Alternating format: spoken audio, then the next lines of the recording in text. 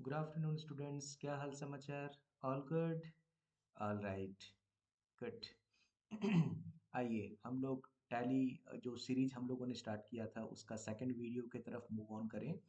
और last video में हम लोगों ने टैली का थियोरेटिकल लाइक स्टोरी समझा था। टैली क्यों, बेनिफिट्स क्या हैं अकाउंटिंग सॉफ्टवेयर्स के। और उसके बाद में हम लोगों ने टैली में कंपनी क्रिएट किया था, है ना? याद आ रही होगी आप लोगों को। और आज हम लोगों का जो मेन टॉपिक है that is called chart of accounts. Chart of accounts. अब चार्ट ऑफ अकाउंट से क्या आपको समझना है, पहले इस बात को समझिए जरा। ठीक है, एक मिनट। चार्ट ऑफ अकाउंट से बेसिकली आपको क्या समझना है उसको आप थोड़ा यहाँ से समझिए। देखिए, अगर मैं कहूँ आपको, जब मैनुअल अकाउंट्स होता है ना, तो सबसे पहले आप क्या करते हो? Journal entry. उसके बाद क्या करते हो? लेजर, फिर ट्रायल बैलेंस, फिर ट्रेडिंग पीएल, फिर बैलेंस शीट। ठीक। जब आप अकाउंटिंग सॉफ्टवेयर में काम करते हो तो आपको जर्नल एंट्री बनाने से पहले आपको पहले अकाउंट्स क्रिएट करना होता है। मतलब क्या? जैसे अगर आप यहाँ पर लिखते हो entry furniture account debit, furniture account debit to cash account. ठीक है। तो आपने जब एंट्री करने की सोची कि भाई furniture account debit to cash account करेंगे, तो फर्नीचर क्या है? क्या ये एक एक्सपेंस है, क्या एक एसेट है, क्या ये एक लायबिलिटी है, क्या ये एक इनकम है? पहले आपको सॉफ्टवेयर को बताना होगा कि भाई फर्नीचर एक एसेट है और एसेट में से भी ये फिक्स्ड एसेट है। पहले आपको ये बताना पड़ेगा सॉफ्टवेयर को, तब सॉफ्टवेयर आपको अलाउ करेगा इसको एंटर करने के लिए। ऐसा क्यों सर? ऐसा इसलिए क्योंकि सॉफ्टवेयर को नहीं मालूम फर्नीचर का मतलब क्या होता है। आप उसको सही कैटेगरी प्रोवाइड करेंगे तो उसके हिसाब से इसकी रिपोर्टिंग उसको वो या तो ट्रेडिंग पीएल में लेकर के जा करके दिखाएगा या तो बैलेंस शीट में लेकर के जा करके दिखाएगा। बात समझ आती है? अगर भूलवश आपने लिख दिया फर्नीचर हमारा एक्सपेंस है, उसको उठा के वो ट्रेडिंग पीएल में डाल देगा। इसका मतलब कि आप जब जर्नल एंट्री करने को जा रहे हैं ना, तो पहले आपको अकाउंट क्रिएट करना पड़ेगा। और अकाउंट क्रिएट करने के समय आपको अकाउंट का नाम लिखना पड़ेगा। यहाँ पर क्या हो गया नाम? Furniture account. और उसको सही कैटेगरी प्रोवाइड करना पड़ेगा कि ये एक्सपेंस है कि एसेट है कि इनकम है कि लायबिलिटी है। अगर एक्सपेंस है तो डायरेक्ट एक्सपेंस है कि इनडायरेक्ट एक्सपेंस है। एसेट है तो करंट एसेट्स है कि फिक्स्ड एसेट है। ये तो बहुत कॉमन सी बात है आपके लिए भाई, क्योंकि जब trading and PL account financial accounting में हम लोगों ने सीखा था, तो वहाँ तो ये कैटेगरीज ऑलरेडी हम लोगों ने देख रखा है। कुछ नया तो है नहीं। लेकिन हमारे पास में ह्यूमन ब्रेन है, हमारे पास दिमाग है ये जानने के लिए, समझने के लिए कि फर्नीचर हमारा फिक्स्ड एसेट है। सॉफ्टवेयर नहीं जानता है, सॉफ्टवेयर को आपको समझाना पड़ेगा। बात समझ आती है? तो एक आपके लिए कैटेगरी क्या बना? Fixed asset. इसके अंदर में क्या क्या बातें हुई भाई? एक हो गया प्लांट एंड मशीन, हाँ कि ना? एक हो गया ऑफिस इक्विपमेंट, हाँ कि ना बोलिए? एक हो गया फर्नीचर एंड फिक्सचर्स, है ना? एक हो गया लैंड एंड बिल्डिंग्स। कौन से कैटेगरी के अंदर में? फिक्स्ड एसेट के अंदर में। ठीक बात है। अच्छा, मान लीजिए अगर आप लेते हैं डायरेक्ट एक्सपेंस, उसके अंदर में याद कीजिए क्या क्या डालते थे? वेजेज हो गया, है ना? कैरेज, इनवर्ड हो गए, फ्रेट, इनवर्ड हो गए, है ना? कस्टम ड्यूटी हो गया। अच्छा, डायरेक्ट एक्सपेंस के अंदर भी इतनी सारी चीजें चल गई भाई, और भी बहुत सारी चीजें जाएंगी। मैं तो दो चार एग्जांपल ले रहा हूँ बस। अच्छा, उसी तरीके से आप जाएंगे इनडायरेक्ट एक्सपेंस। इसमें आप डालेंगे सैलरी, आपको मालूम है, बहुत अच्छे से मालूम है, ऑफिस का रेंट हो गया। हाँ, जैसे मान लीजिए प्रिंटिंग एंड स्टेशनरी हो गए, है ना? एटसेट्रा कर देते हैं हम। इसका मतलब क्या हो रहा है कि पहले आपको इन टाइप के अकाउंट बनाने पड़ेंगे और उनको उसकी कैटेगरी बतानी पड़ेंगी। टैली सॉफ्टवेयर को आपको इन टाइप के अकाउंट बनाने पड़ेंगे और उसको उसका कैटेगरी बताना पड़ेगा कि भाई ये जो एक्सपेंस है ना, ये जो इनकम है ना, ये जो एसेट है ना, वो इस कैटेगरी का है। इसी को बोलते हैं अकाउंट बनाना। और जब बहुत सारे अकाउंट बना करके एक स्पेसिफिक कैटेगरी में आप डालते हो ताकि आपके पास लिस्ट ऑफ अकाउंट्स हो जाए विद द स्पेसिफिक कैटेगरीज, इसी को एज टोटल आप कहेंगे chart of accounts. Chart of accounts means list of accounts with their specific category. तो यहाँ पर इन लिस्ट ऑफ अकाउंट का कैटेगरी क्या है? Fixed asset. In list of expenses का कैटेगरी क्या है? Direct expenses. इनका क्या है? तो इनडायरेक्ट एक्सपेंसेस। तो ये ऑल टुगेदर जब आप बोलेंगे ना, that is called what? Chart of accounts. क्योंकि अगर आप ये कैटेगरीज नहीं बनाएंगे, लिस्ट ऑफ अकाउंट्स रेडी नहीं करेंगे, तो आपको सॉफ्टवेयर जर्नल एंट्री मेंटेन करने के लिए अलाउ नहीं करेगा बाय देयर नेम्स।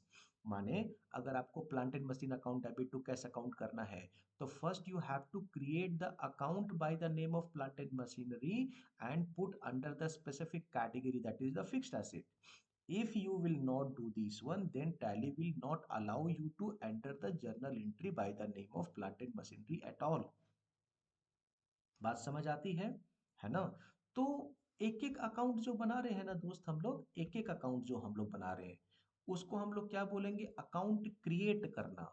टैली की भाषा में क्या बोलेंगे? लेजर बनाना। आप बोलेंगे सर सर सर, लेजर बनाना तो जर्नल एंट्री के बाद होता है, ये तो जर्नल एंट्री के पहले हो रहा है। तो क्या दोस्त ये लेजर वही लेजर है क्या जो हम लोग बना रहे थे? अरे वहां लेजर में हम लोग टू बाई कितने सारे ट्रांजेक्शन्स को रिकॉर्ड एक समराइज वे में लिखते थे। यहाँ पर वो लेजर बनाना नहीं है। मतलब लेजर नाम से आपको दिख रहा है टैली में, लेकिन ये वो लेजर बनाना नहीं है।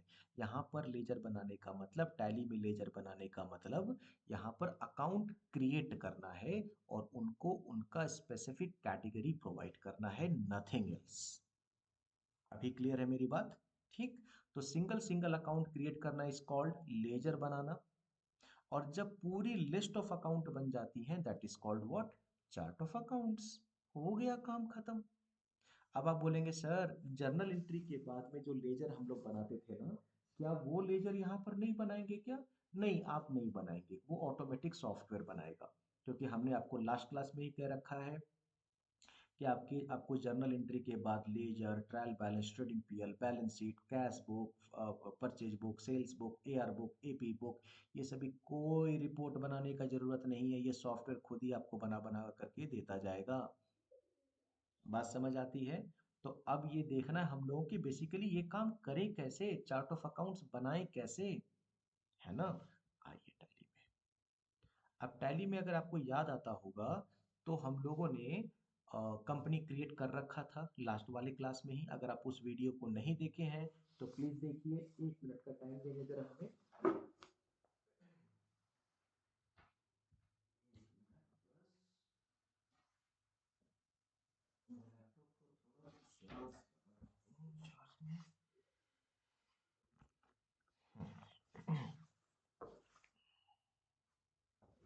हाँ, तो अगर आप वो वीडियो नहीं देखे हैं तो आपको वो वीडियो देखना चाहिए पहले, ताकि आपके अंडरस्टैंडिंग में ज़्यादा क्लैरिटी आएंगी। ठीक बात है। आइए, तो हम लोग क्या करेंगे बेसिकली, यहाँ पर क्रिएट वाले बटन में जाकर के क्लिक करेंगे। क्योंकि कुछ चीज़ें क्रिएट करनी है ना, तो क्रिएट में क्लिक करेंगे। कुछ चीज़ें मॉडिफाई करनी है तो कहाँ जाएंगे? ऑल्टर में जाएंगे। Alter, modification. अच्छा, टैली के ऑल्टर में डिलीट बटन छिपा हुआ है। ठीक है, टैली के ऑल्टर में डिलीट बटन छिपा हुआ है। मैं एक आधा क्लास लेने के साथ साथ में ना, मैं सोच रहा हूँ कि आप लोगों को मैं कुछ शॉर्टकट्स लिखाता जाऊँ। आप लोगों को मैं कुछ शॉर्टकट्स लिखाता जाऊँ।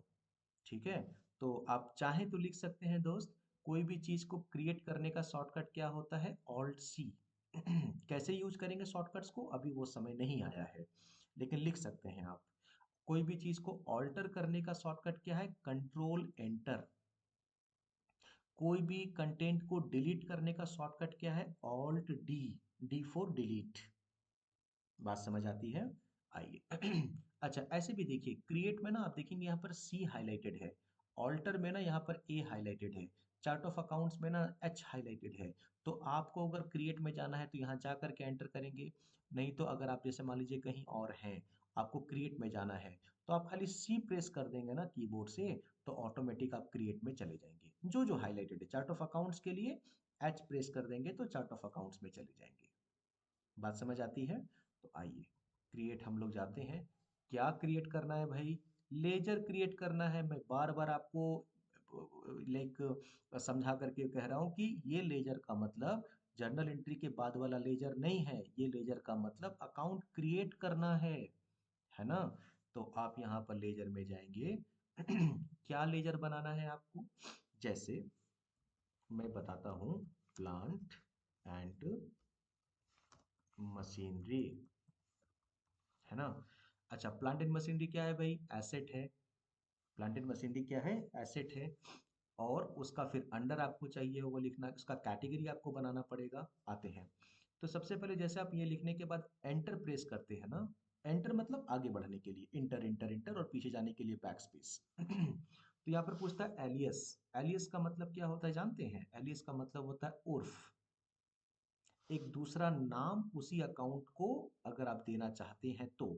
जरूरी नहीं है कि देना ही देना है, अगर आप देना चाहते हैं आप दे सकते हैं। जैसे मैं एग्जाम्पल के तौर पे यहाँ पे दे देता हूँ पी एंड एम, हो गया। अगर आप देना चाहें तो दे सकते हैं, ना देना चाहें ना दीजिए, आपकी इच्छा है। ठीक। इसके बाद में एंटर करके यहाँ पर आता है अंडर, इसी को बोलते हैं वो कैटेगरीज। तो आपको क्या लगता है प्लांट एंड मशीन किसके अंदर में जाना चाहिए? आपको तुरंत सोचना है ये एक्सपेंस है कि इनकम है कि एसेट्स है कि लायबिलिटी है। ये एसेट है। और एसेट में से भी कौन सा एसेट? बैलेंस शीट याद करिए, एक होता था करेंट एसेट, एक होता था फिक्स्ड एसेट। ये फिक्स्ड एसेट है ना? तो आप धीरे धीरे नीचे जाइए और यहाँ पर देखिए आपको मिलता है फिक्स्ड एसेट। आपको चूज कर लेना है। सर, क्या इतने कैटेगरीज में से ही कोई एक चूज करने हैं? Answer is yes. फिर आप बोलेंगे कि सर यहाँ पर तो क्रिएट का भी बटन दिया हुआ है, कुछ नई कैटेगरीज भी बना सकते हैं क्या? Answer is yes. बोले ये कैसी बात हुई? इतने में से चुनना है वो तो समझ में आया, तो कुछ नया क्रिएट भी तो कर सकते हैं, तो फिर इतने में से कहाँ रहा? बोले भाई वो इतने में से ही रहा। कैसे जानते हो? क्योंकि जब आप कोई नया कैटेगरी क्रिएट करेंगे ना, नया, जिसको टैली के भाषा में क्या बोलते हैं, ग्रुप क्रिएट करना। Group is nothing but a category in this case. ठीक है? तो जब आप कुछ नया क्रिएट करेंगे ना, तो क्रिएट करने के लिए आपको उस पर्टिकुलर न्यू ग्रुप को बनाना पड़ेगा इन्हीं किन्हीं मेन कैटेगरी के अंदर में।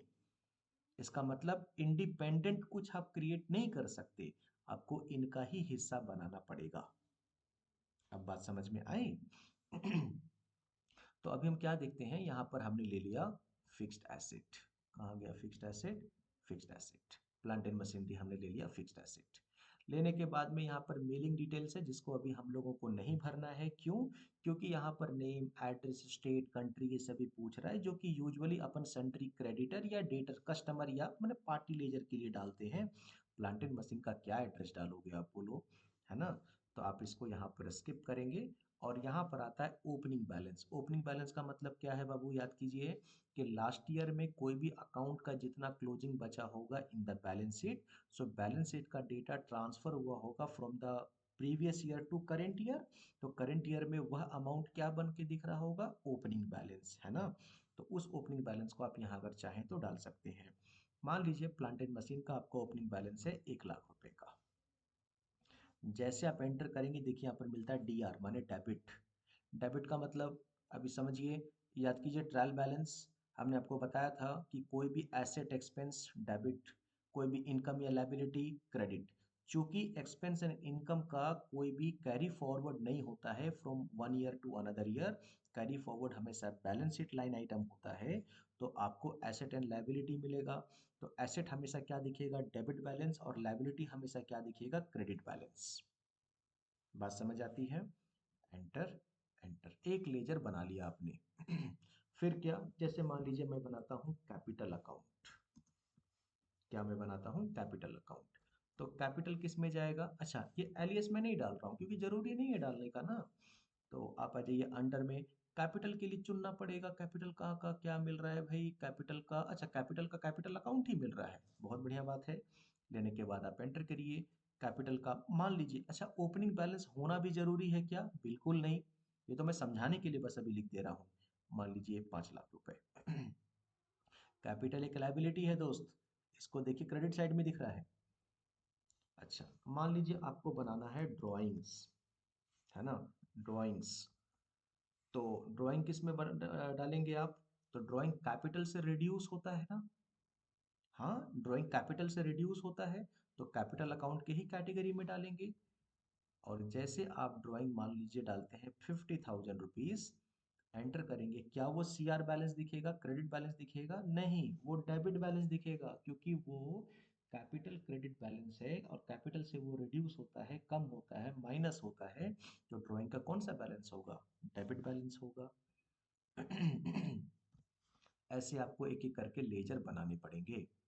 और यहाँ से जब आप बैक होंगे, बैक होने के लिए क्या, स्केप का बटन जो आपके कीबोर्ड में एकदम कॉर्नर में बटन होता है ना ऊपर में, ESC का, उसको आप प्रेस करेंगे और पीछे जाइए स्केप करके, तो आपको यहाँ पर चार्ट ऑफ अकाउंट्स मिलता है, एंटर करेंगे और यहाँ पर आप लेजर में जा करके एंटर करेंगे, तो देखिए यहाँ पर फिक्स्ड एसेट में एक अकाउंट है, यहाँ पर आपके कैपिटल में रिजर्व एंड सरप्लस सेपरेट है, और एक आपने क्या बनाया, कैपिटल और ड्रॉइंग्स। बात समझ आती है, तो इस तरीके से आपको बनाना पड़ेगा।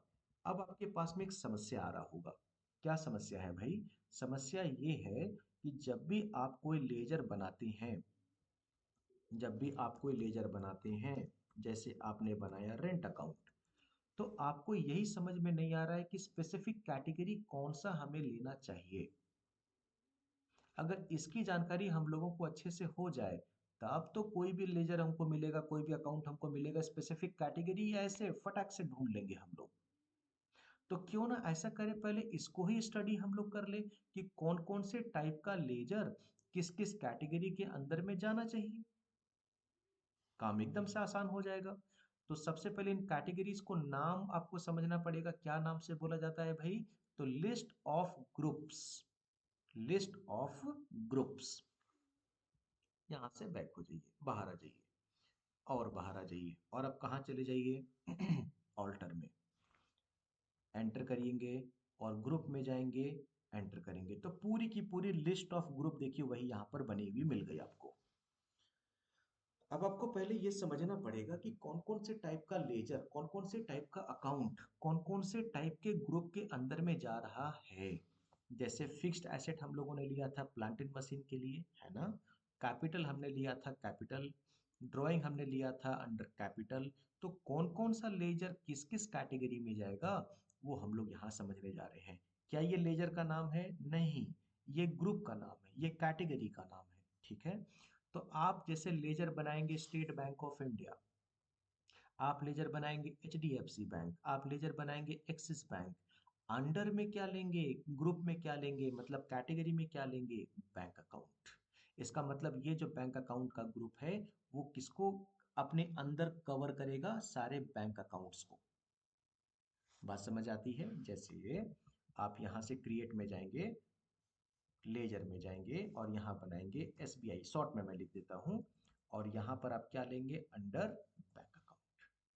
अब बात समझ में आया, तो हम क्या कहेंगे, SBI का हमने लेजर बनाया, और हम कहेंगे कि अंडर में क्या डालें, ग्रुप में क्या डालें, बैंक अकाउंट। तो बैंक अकाउंट एक ऐसा ग्रुप है जो SBI, HDFC, एक्सिस बैंक, कोई भी बैंक का लेजर बनाएंगे तो उसके अंदर में रखेंगे, मतलब बैंक अकाउंट के अंदर में रखेंगे। एकदम क्लियर। आइए, तो दूसरा, एक तो हो गया आपका बैंक अकाउंट, दूसरा क्या है, बैंक OCC। एक्चुअली मेरा दोस्त, बैंक OCC और बैंक OD दोनों एक ही तरह की चीजें हैं। एक होता है bank OCC, open cash credit account, और bank OD that is bank overdraft. आपको कुछ याद आ रहा है, बैंक CC लोन के बारे में हम लोगों ने डिस्कस किया है। CC लोन का मतलब, कैश क्रेडिट लोन का मतलब यूजुअली क्या होता है ना, कि अगर आपको कोई लोन सैंक्शन किया गया है 5 लाख का, आपको इंटरेस्ट कितने पर लगेगा, 5 लाख पे लगेगा, इसमें नई बात क्या है भाई। अच्छा एक बात बताइए, आपको लोन सैंक्शन किया गया है 5 लाख रुपए का, आपने विड्रॉ किया है सिर्फ 2 ही लाख, आपने विड्रॉ किया है सिर्फ 3 ही लाख, आपको लगता है कि अरे अभी तो सारे अमाउंट का जरूरत नहीं है, जरूरत पड़ेगा तो विड्रॉ करेंगे। आज आपने सिर्फ विड्रॉ किया है 2 लाख रुपए, तो आपको इंटरेस्ट कितने पर देना पड़ेगा, 2 लाख पे, या जो सैंक्शन किया हुआ अमाउंट था 5 लाख, उस 5 लाख पे? Answer is 5 lakh. That is irrespective that how much amount you have withdrawn from the bank. The loan has been sanctioned worth rupees 5 lakh, so you are liable person to pay interest on 5 lakh only. बात समझ आती है? लेकिन जानते हैं, cash credit account एक ऐसा account है जिसमें आपका लोन सैंक्शन, एक तरीके का लोन है कैश क्रेडिट अकाउंट। आपको लोन सैंक्शन हुआ है 5 लाख रुपए का, आपने विड्रॉ किया है सिर्फ 2 लाख, तो इंटरेस्ट लगेगा सिर्फ 2 लाख पे। बात समझ में आई? ये एक तरीके का लिमिट हो गया आपके लिए 5 लाख का। आपने जितना विड्रॉ किया, that will be your liability only, you don't have to pay interest on entire amount. और बैंक ओवरड्राफ्ट भी तो वही होता है ना। बैंक ओवरड्राफ्ट में क्या है भाई, आपका करंट अकाउंट है, हाँ है, आपको एक्स्ट्रा लिमिट दी गई है, मान लीजिए एक्स्ट्रा विड्रॉ करने की 10,000 रुपए की, तो लिमिट दिया गया है 10,000 रुपये एक्स्ट्रा विड्रॉ करने का, आपने 10,000 रुपये विड्रॉ थोड़ी कर लिया। आपने विड्रॉ किया 2,000 रुपये एक्स्ट्रा, आपने विड्रॉ किया 4,000 रुपये एक्स्ट्रा, तो जितना एक्स्ट्रा विड्रॉ करेंगे उतने पर इंटरेस्ट लगेगा, सिंपल सी बात है। तो इसलिए मैंने कहा कि दोनों का भाषा एक ही है, other open cash credit account and overdraft का। इसलिए जानते हैं, जैसे आप इसको एंटर करके देखेंगे तो बैंक ओडी आपको यहाँ मिलेगा, और एलियस में आपको मिलेगा बैंक ओसीसी, और दोनों मेन कौन से कैटेगरी के अंदर में है, लोन्स एंड लायबिलिटी के अंदर में है। ठीक, तो अगर कोई आपका बैंक ओसीसी का अकाउंट है, जैसे किसी बैंक में अगर आपने सीसी अकाउंट ओपन करवा रखा है, तो आप जैसे बनाएंगे लेजर सीसी अकाउंट एट, या CC account in axis bank, under में क्या डालेंगे, बैंक ओसीसी। अभी क्लियर एकदम से? उसी तरीके से आता है ब्रांच एंड डिवीजन। आपका कंपनी का ढेर सारा ब्रांच है, जैसे Kolkata branch, Delhi branch, Kanpur branch, Allahabad branch, means like Varanasi branch, इस तरीके से अलग अलग ब्रांचेज हैं। इलाहाबाद न्यू नेम मतलब प्रयागराज ब्रांच। तो अलग अलग नेम्स अगर आपके पास में हैं ब्रांचेस के, तो ब्रांच टू ब्रांच जब ट्रांजेक्शन्स होगा, तो उस ब्रांच के अकाउंट को आपको यूज करना पड़ेगा। तो आप लेजर में क्या बनाएंगे, कानपुर ब्रांच, अंडर क्या डालेंगे, ब्रांच एंड डिविजन्स। ठीक है, कैपिटल अकाउंट अभी हमने जस्ट बताया आपको। कैश इन हैंड, जैसे कैश जो हार्ड कैश होता है ना, वो, पीटी कैश जो खुदरा पैसा होता है वो, लेजर में क्या बनाएंगे, पीटी कैश, अंडर क्या डालेंगे, कैश इन हैंड। बात समझ आती है? दूसरा करंट एसेट्स। अभी करंट एसेट्स में क्या क्या हो सकता है, सबसे पहले ना आपको एक बात को समझना पड़ेगा। जैसे आप यहाँ से बाहर आइए थोड़ा, चार्ट ऑफ अकाउंट्स में आइए, यूजुअली करंट एसेट्स में क्या क्या होता है सोचिए तो, सन्ड्री डेटर, तुरंत बैलेंस शीट याद करिए कि चार्ट करंट एसेट्स में क्या क्या डालते थे, तो सन्ड्री डेटर डालते थे, क्लोजिंग स्टॉक डालते थे, प्रीपेड एक्सपेंसेस डालते थे, बैंक बैलेंस डालते थे, और कैश डालते थे। एटलीस्ट इतना तो डालते थे। क्लोजिंग स्टॉक मैंने बोला, शायद भूल गए थे हम बोलने, क्लोजिंग स्टॉक डालते थे, इतना तो कम से कम डालते ही डालते थे। तो आप जैसे यहाँ पर जाएंगे ना, यहाँ से बाहर चार्ट ऑफ अकाउंट्स में और लेजर में, तो आप देखेंगे करंट एसेट्स कहाँ गया भाई, यहाँ पर देखिए, ये देखिए करंट एसेट्स में एक सब ग्रुप क्या बना हुआ है, बैंक अकाउंट, एक सब ग्रुप क्या बना हुआ है, कैश इन हैंड, एक सब ग्रुप क्या बना हुआ है, डिपॉजिट एसेट्स, एक क्या बना हुआ है, लोन्स एंड एडवांसेस एसेट। मैंने आपने किसी को लोन दे रखा है, लोन लिए नहीं है, वो तो लायबिलिटी है, आपने किसी को लोन दे रखा है। स्टॉक इन हैंड वही क्लोजिंग स्टॉक, सन्ड्री डेटर, ये सारी चीजें ऑलरेडी बनी हुई हैं। तो आप बोलेंगे सर जब इतना सारा कुछ बना हुआ है तो हम क्या बनाएं, वो तो ऑलरेडी बना दिया। अरे बनाना पड़ेगा ना भाई, नहीं समझिए। आप बैंक के अंदर में बनाएंगे एसबीआई, अच्छा रुकिए मैं बना के दिखाता हूँ, आपको समझ आएगा। जैसे हमने बनाया, सॉरी सॉरी सॉरी, जैसे मैं बनाता हूँ एसबीआई, अंडर जाएगा बैंक अकाउंट, है ना। लेने के बाद आप इसको सेव करेंगे दोस्त।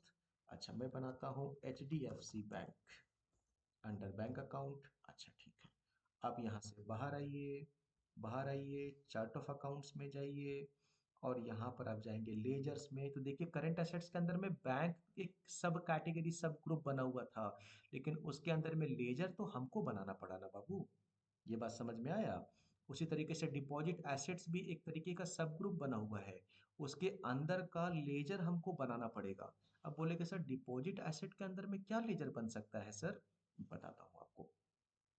आप जब कोई इंफ्रास्ट्रक्चर रेंट पे लेते हैं, आपको सिक्योरिटी डिपॉजिट देना होता है कि नहीं देना होता है? आप जब इलेक्ट्रिसिटी का कनेक्शन लेते हैं, you might have to pay security deposit, right? Depend state to state. अभी आप लैंडलाइन टेलीफोन का कनेक्शन लेते हैं, you have to pay security deposit. So whatever the security deposit you are paying to the concern person, that security deposit ledger, जैसे security deposit at BSNL, security deposit to landlord should come under deposit asset। बात समझ आती है? कुछ आपने loan दे रखा है किसी को, loan to employees, loan to Ram, loan to Shyam, should come under loans and advances asset.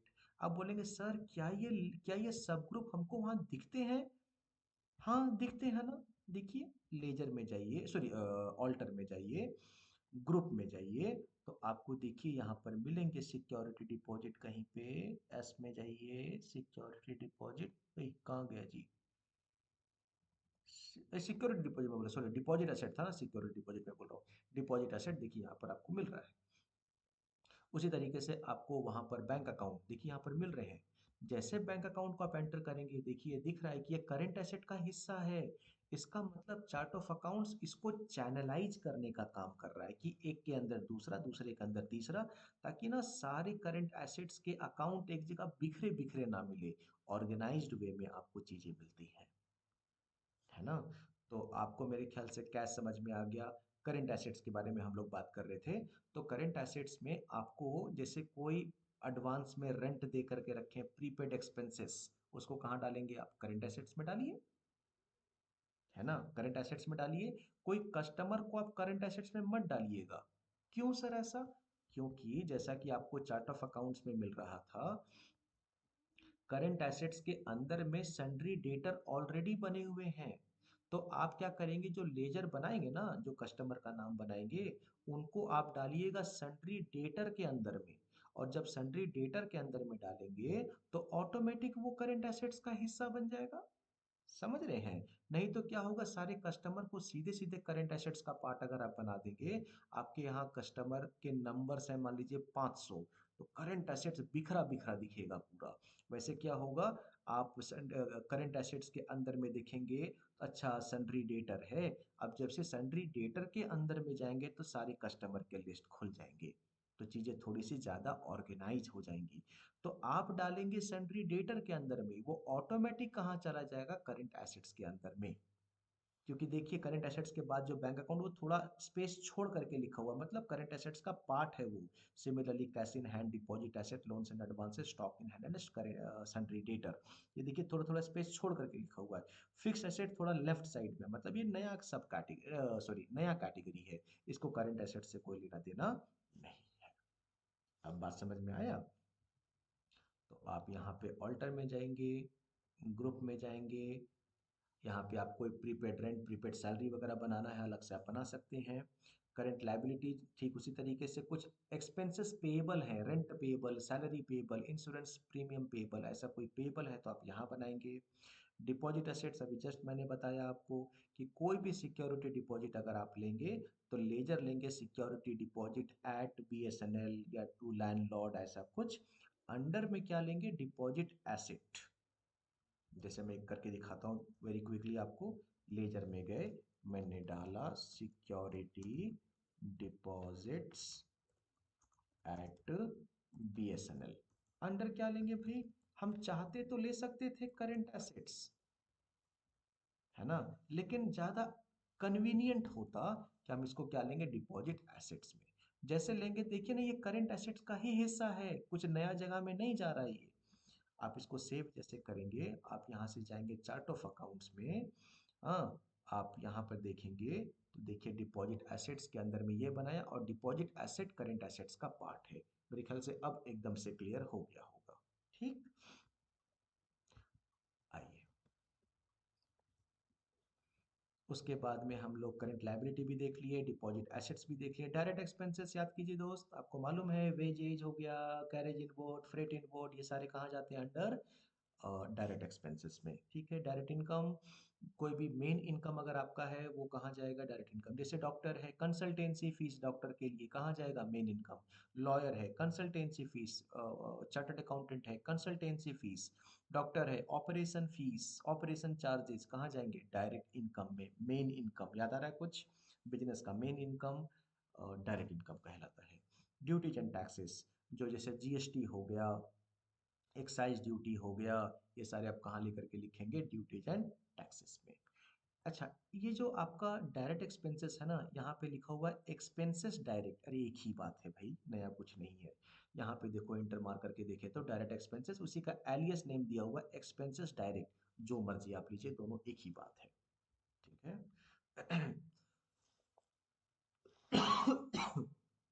उसके बाद में डायरेक्ट इनकम भी देख लिए, ड्यूटीज एंड टैक्सेस भी देख लिए, एक्सपेंसेस डायरेक्ट।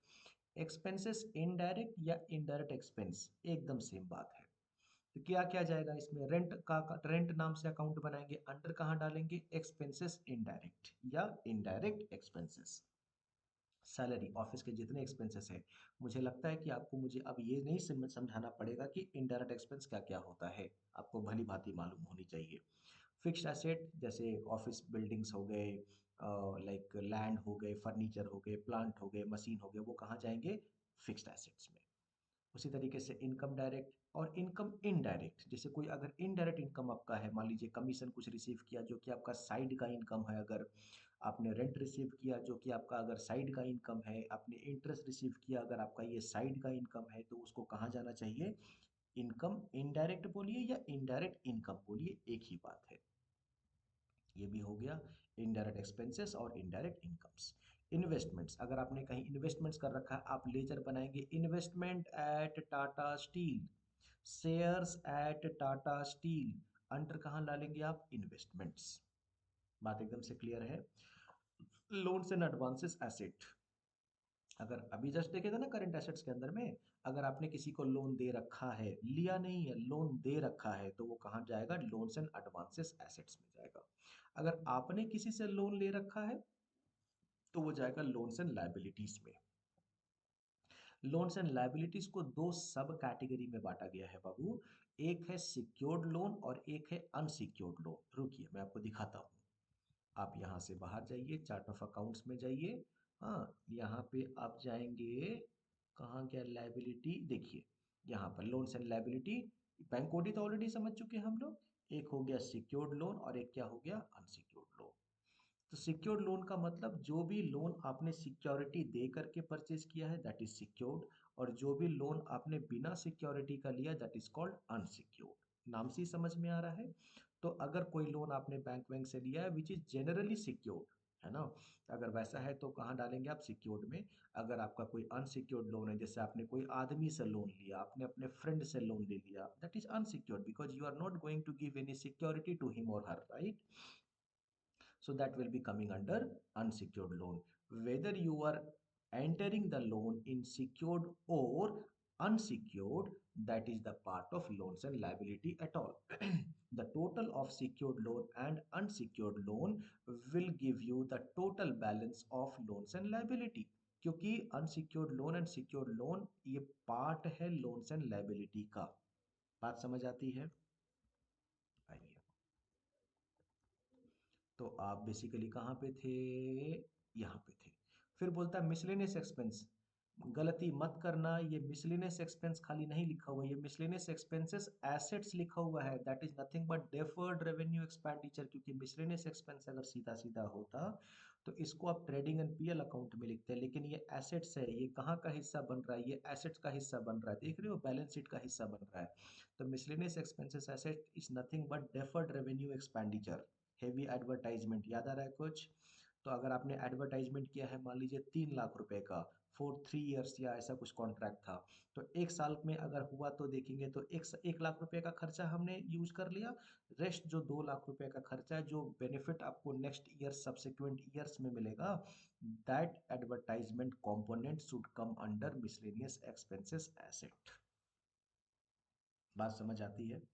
प्रोविजन, जैसे प्रोविजन हम लोगों ने देखा था, provision for doubtful debts, provision for bad debts, provision for आप ले सकते हैं ग्रेचुइटी, प्रोविजन फॉर डेप्रिसिएशन, ये सारे प्रोविजन लेजर कहाँ बनेंगे? Under provision account. Purchase account जैसे आप ट्रेडिंग गुड्स परचेज करते हैं ना, तो आप अकाउंट क्या बनाते हैं? Purchase account. तो purchase account should come under purchase account and sales account should come under sales account, क्योंकि दो अकाउंट अपन यूज करते हैं ट्रेडिंग गुड्स के लिए। तो परचेज अकाउंट का नाम का लेजर बनाएंगे और अंडर में क्या डालेंगे? Purchase account. सेल्स अकाउंट का नाम का लेजर बनाएंगे और अंडर में क्या डालेंगे? Sales account. Reserve and surplus, general reserve under reserve and surplus, capital reserve under reserve and surplus, है ना। रिटेन्ड अर्निंग, रिटेन्ड अर्निंग एक ऐसा अर्निंग है जो कंपनी अपने शेयर होल्डर्स को डिविडेंड के तौर पे अभी नहीं देना चाहती है। वो पैसा लाइक कुछ एक परसेंटेज ऑफ प्रॉफिट कंपनी ने डिडक्ट करके रख लिया है, कैलकुलेट करके रख लिया है for betterment of company in future. That is called retain earning. ये पार्ट है प्रॉफिट का ही। तो वैसा कोई पोर्शन कंपनी ने प्रॉफिट अर्न किया 1 लाख रुपया, उसमें से 20,000 रुपया कंपनी ने रिजर्व बना करके साइड कर दिया। मान लीजिए 10,000 रुपया का रिटेन अर्निंग रख लिया, तो कितना हो गया? 20 और 10 30। और जो 70,000 बचा वो कंपनी ने डिस्ट्रीब्यूट कर दिया डिविडेंड के नाम पे अपने शेयर होल्डर्स को। जो 10,000 रुपया रिजर्व के अलावा काट करके रखा गया ना, that is called retained earning. ठीक है। सेल्स अकाउंट, सेल्स अकाउंट के अंदर जाएगा सिक्योर्ड लोन। अभी मैंने बोला ना कि कोई भी लोन अगर आप सिक्योरिटी दे करके परचेज किया तो लिए हैं लोन, अगर आप कोई भी लोन सिक्योरिटी के साथ सिक्योरिटी दे करके, तो आप उसको कहाँ डालेंगे? सिक्योर्ड लोन में। जैसे loan from state bank of India, अगर वो सिक्योरिटी के साथ में है तो सिक्योर्ड लोन में डालिए ना। Stock in hand, closing stock, है ना। ये इसमें आपको कोई लेजर अभी बनाने का जरूरत नहीं है। आपको बनाने का जरूरत इसमें सिर्फ कब पड़ेगा? जब आप ओपनिंग स्टॉक बनाएंगे ना बाबू, तो ओपनिंग स्टॉक लेजर बनाएंगे और अंडर में क्या डालेंगे? Stock in hand. अलावा इसके आपको कोई भी लेजर इसके अंदर डालने का जरूरत नहीं पड़ेगा। सिर्फ एक लेजर जाएगा, क्या? Opening stock under stock in hand. जब आप एक साल से दूसरे साल में डेटा ट्रांसफर करते हैं तो आपको नॉर्मली ये चीज करना पड़ता है। सन्ड्री क्रेडिटर, जितने भी सप्लायर हैं, जैसे आपने परचेज किया मिस्टर राम से, तो purchase account debit to Ram, तो राम कहाँ जाएगा? सन्ड्री क्रेडिटर के अंदर। आपने कस्टमर को सेल किया, जितने भी सप्लायर्स हैं उनका नाम कहाँ जाएगा? एक ही करके राम, श्याम, मोहन, सोहन, जितने भी सप्लायर हैं वो कहाँ जाएंगे? Under sundry creditor. ठीक है। और जितने भी कस्टमर्स हैं वो कहाँ जाएंगे? Under sundry debtor. Suspense account याद आ रहा होगा, हम लोगों ने देखा था रेक्टिफिकेशन ऑफ एरर में कि जब ट्रायल बैलेंस मिसमैच हो जाता है, जो डिफरेंशियल बैलेंस है उसको हम लोग कौन सा अकाउंट में रखते हैं? सस्पेंस अकाउंट में। तो suspense account laser under the category of suspense account. और अनसिक्योर्ड लोन, अभी जस्ट हमने बताया आपको, कोई भी लोन अगर आप लिए हैं बिना सिक्योरिटी का, तो that should come under under unsecured loan, है ना। तो ये सबसे पहले हमें ये जानना था कि कौन कौन से टाइप का लेजर कौन से ग्रुप में जाएगा। इस वीडियो को कम से कम 2 बार आप ध्यान से देखिए। ठीक। और मैं आपको और मैं आपको अगले क्लास में ये एक असाइनमेंट करके दिखाऊंगा। मेरे पास एक सर्टेन लिस्ट ऑफ ये रहेंगी, लाइक लेजर्स रहेंगी, और उनके कैटेगरीज आपके पास में मैं पूछता जाऊंगा या बताता जाऊंगा कि ये लेजर इस कैटेगरी में जा रहा है। आप उसको समझ पाएंगे तो बहुत बढ़िया, और अगर नहीं समझ पाएंगे तो कमेंट सेक्शन में जरूर लिखिए कि सर ये वाला अकाउंट इस कैटेगरी के अंदर में क्यों गया। जब आप सारे अकाउंट्स बना लेंगे अंडर द स्पेसिफिक कैटेगरी, तो आप देखेंगे चार्ट ऑफ अकाउंट्स में उनके हेड, उनके सब हेड और उनके अकाउंट्स एकदम अच्छे से आपको मिलने स्टार्ट हो जाएंगे। सर साल भर में जितने अकाउंट्स हम लोग यूज करेंगे, क्या सारे अकाउंट को आज ही हम लोग बना ले क्या? अरे बिल्कुल नहीं भाई, बिल्कुल नहीं। आपको जितना अभी नजर आ रहा है उतना अकाउंट आप बनाइए। जैसे जैसे आपको न्यू न्यू अकाउंट्स मिलते जाएंगे, वैसे वैसे आप अकाउंट क्रिएट करते जाएंगे। अभी हो सकता है ABCD नाम का कोई नया कस्टमर जिसके साथ में आप कभी डील करेंगे, आज आपको थोड़ी मालूम है। कोई नया कस्टमर के साथ में आप डील करने वाले हो तो उसका लेजर आप कैसे बना सकते हो आज? नहीं संभव है। जब ज़रूरत पड़ेगा तब बनाएँगे। लेकिन हाँ, इनिशियल लेवल पर कम से कम इतना तो अकाउंट्स बन जाना चाहिए कि आपको जर्नल एंट्री करने में दिक्कत ना हो। फिर भी अगर आप नहीं बना पाए हैं, जब आप जर्नल एंट्री करने को जाएँगे, उस समय आप बना सकते हैं, कोई प्रॉब्लम नहीं है। अगर इतना में मेरा हाथ अच्छे से बैठ जाता है देन हम लोग स्टार्ट करेंगे जर्नल एंट्री अपने सॉफ्टवेयर में रिकॉर्ड करते कैसे हैं। वो आज का क्लास नहीं है। अगले दिन का थोड़ा सा रिकैप इसका लेते हुए कुछ लेजर का नाम देंगे, उसका अंडर कैटेगरीज आपको बताएंगे कि ये इसके कैटेगरी में जाएगा, ये इसके कैटेगरीज में जाएगा, और लगे हाथ हम लोग स्टार्ट कर लेंगे जर्नल एंट्री हम लोग मेंटेन कैसे करते हैं। ऑल राइट दोस्तों, मिलते हैं नेक्स्ट क्लास में। तब तक के लिए आप प्रैक्टिस करिए इन सभी चीज़ों को, खुद से भी कुछ कुछ सोचिए कौन कौन सा अकाउंट किसके अंदर में जाएगा। शेयर करिए अपने फ्रेंड्स के साथ में, लाइक करिए, सब्सक्राइब करिए, खुद भी बेनिफिट लीजिए और दूसरों को भी बेनिफिटेड बनाइए। Okay, good day, bye bye.